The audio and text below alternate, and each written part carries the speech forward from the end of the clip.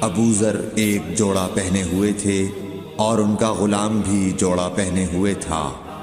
سبب دریافت کیا گیا تو کہنے لگے کہ میں نے ایک شخص یعنی غلام کو برا بھلا کہا تھا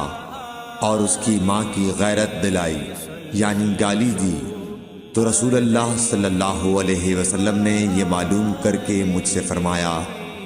اے ابو ذر، تو نے اسے ماں کے نام سے غیرت دلائی ہے، بے شک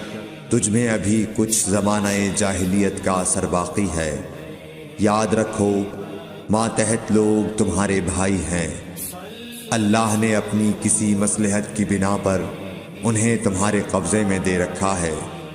تو جس کے ماتحت اس کا کوئی بھائی ہو تو اس کو بھی وہی کھلائے جو آپ کھاتا ہے۔